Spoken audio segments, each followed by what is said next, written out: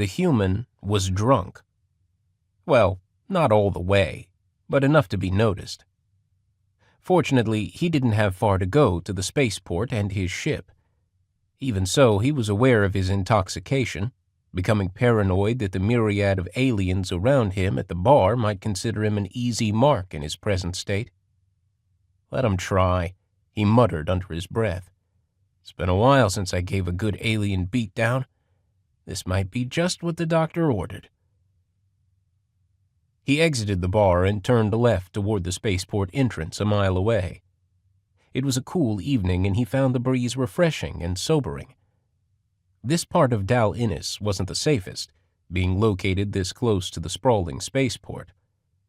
Along the frontage road where he walked were dozens of run-down and dangerous bars, drug dens, and other establishments of ill repute, and with every alleyway a potential death trap.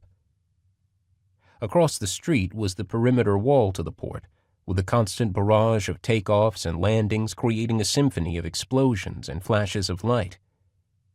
The human felt at home in places like this.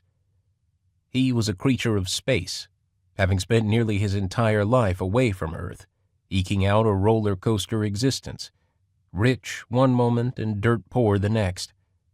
Currently, he was in between the extremes. He'd landed a pretty good gig over the past several years, and his nest egg was growing. In fact, it was nearing the point where he had decisions to make. It had been years since he'd been on the mother world. Perhaps it was time to give the old gal a visit. Just then, he sensed he was being followed. Was it real or just wishful thinking? He didn't care. He was feeling good, and in this part of town just about anything went. Finding a couple of bashed-up aliens in a side alley the next morning wouldn't even register on the scale. But it would sure do wonders for him, releasing a little pressure. The human often marveled at how superior his race was to just about every alien species in the galaxy. It was strange. Who would have thought that the great apes of Earth would be such badasses? Back home, he was just another ordinary man, better than some, inferior to others. But out here among the stars, he was the man. Not quite Superman, but close. And that was why he didn't fear the possibility of being jumped as he strolled unsteadily down the sidewalk. In fact, make himself a target. This might be fun. He took a glance back and saw two male aliens coming up behind him.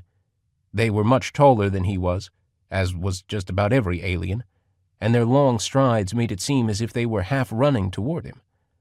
They were talking loudly amongst themselves, and the human spidey sense told him they weren't a threat. But the dark figure following a few steps behind the boisterous pair was another matter.